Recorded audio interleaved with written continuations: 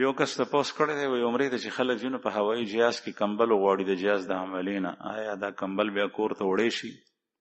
تپوس کول غواړي د هغې عملې نه چې آیا دا کمبل دا ډسپوزیبل ده، یعنی بیا د استعمال قابل نه نو بیا وړی شي.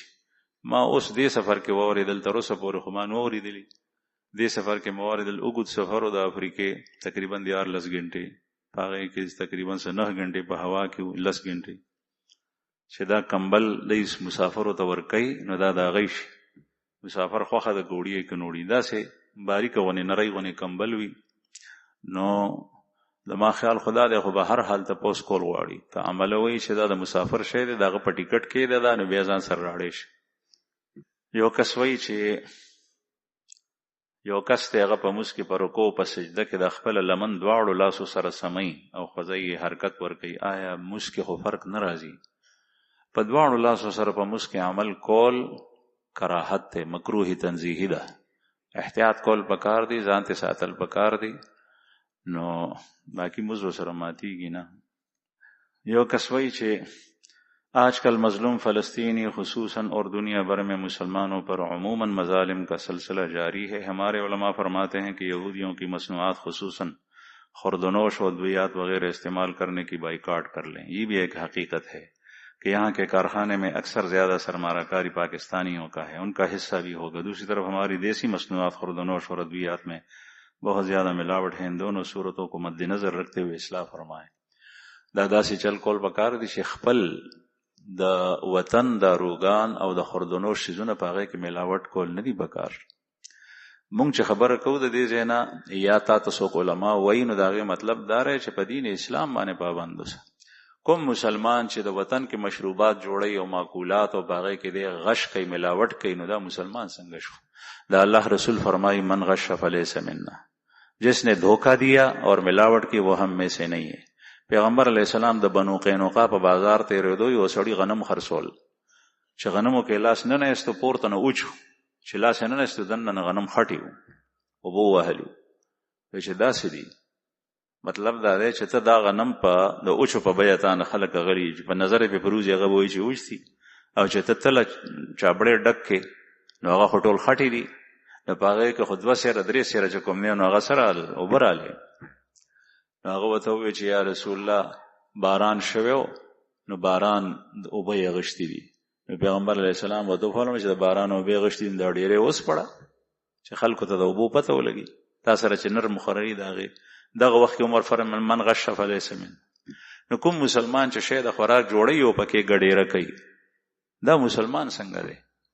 دا معاملات د مسلمانانو دي. دا دومره موزي دی چې د مسلمان په هلاکت باندې نه دی چې مسلمان به کلمې خرابې شي، معده به خرابه شي، دی وایي چې زما لاس ته پیسې راشي. او دا یاد ساتئ چې د دې سړي لاس ته دا پیسې نه راځي برکت به پکې نه، د ده په کور کې به د ده ښځه او بچي دغسې بیماري په دې مصیبت کې به مبتلا وي. نو د دې مطلب دا دی چې خپل څیزونه سم جوړول پکار دي. دویمه دا که د مسلمانانو په دې کې شعر وي ته دې تاوان ته ګورې نه بیا په اسلام عمل نشي کولی. چې شراب کله حرام شول مدینی منورې کې غټ تجارت چې کېدو د شرابو کېدو بار نه به شراب راتلل. د حرمت نه مخکې د احد په جنگ کې شراب حلال وخه حرام شوي لانو، او هر یو کور کې به شرابو مټونه بو تجارت به د شرابو کې. د الله رسول چې څنګه شراب حرام کړل نو فرمایل چې شراب حرام، او صحابي ته وی چې په دې کوڅو کې ګرځي اعلان وکړي چې شراب حرام دي.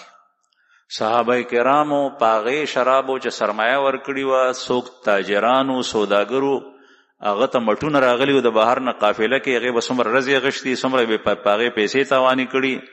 هر یو صحابي د خپل کور نه هغه مټونه راایستل او د مدینې په کوڅو کې هغه اړول.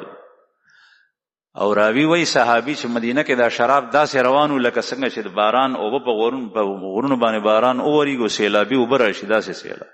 تاسو اندازه ولګوئ څومره کثیر مقدار سره عمل لې ته وایي. دا خو نه ده چې ته وایې چې زما پکې حصه ده چې تاوان نه کې بیا کار چاته کېږي. او دې تاوان پسې ګټه ده، دې تاوان پسې ګټه ده. کله چې کافر قوم سوره بروج کی قصه ده هغه مسلمانان غرزول په اور کې نو یو ماشوم په غېږه کې و د مور د خوا ماشوم هغه رستو شو چې دا ماشوم به مې وسوځي. ماشوم ورته وایي چې مورې دا اور نه دی دا باغ دی. دجال چې راشي د الله رسول فرمای هغه یو طرف ته اور وي بل طرف ته باغات او بوي شینکې بوي. تاسو ته وایي باغ ته ځئ که اور ته ځئ؟ ته به ورته وایي چې دغه څیزونه پروا ساتئ، د پیسې خیال ساتئ چې دا خو زما پیسې دي، شعر مې لاړل. نو بیا به هغه وخت کې دجال ته هم وایي چې زه خو باغ ته تل غواړم. نو د الله رسول فرمایي دا باغ اور دی او دا اور باغ دی. اوس دغه وخت کې به پر سترګو باندې په حس باندې عمل نه کوي، د الله د رسول وینا ته به ګوري. ځکه چې سترګې خو لیدل کوي اور، چې ته اور ته دانګې نو ته بیا زه به اور کې سوځم، خو چې څنګه ودانګې نو هغه به باغ و بهار شي. او دا دجال را روان دی، نن دی که سبا دی راځي به. چې کله ستا تعلق د دنیا سره دومره مضبوط وي، ته د سود خیال نه کوې چې دا حرام دی، د رشوت خیال نه کوې، د دې څیزونو خیال نه کوې چې دا جایز نه دي، ایمان او د غیرت تقاضا دا نه ده، بیا به د دجال د فتنې نه کله هم نشي بچ کېدی. یو کس تپوس کوي چې عبدالمطلب صاحب په کوم مذهب باندې و؟ عبدالمطلب صاحب د رسول الله صلی الله علیه وسلم نیکه دی، د پلار یې دی، او عبدالمطلب صاحب په مکه مکرمه کې سردار پاتې شوی د خانه کعبه متولی. دغه وخت کې رسول الله صلی الله علیه وسلم ته پیغمبري لا نو ملو شي، او دا خلق نیکانو خاندان. د دې خلکو مبارکه خله بند ساتل پکار دي، بحث ته ضرورت نشته. بعضی وایي چې ملت ابراهیمی باندې. یو کس تپوس کړی چې بعضې خلک د مدرسې په نوم باندې په دکان کې یو بکسه کې دي، دا څنګه دي؟ زه خو پوه نه شوم چې دې څه مطلب دی. چندې والا مدرسې ته چنده ورکولی شي. یو کس وایي چې زما یو دوست دی، هغه خپل پلار ته په یو مجلس کې کنځلې کړې وي چې په هغې کې د هغه ورور او د هغه مور هم وه.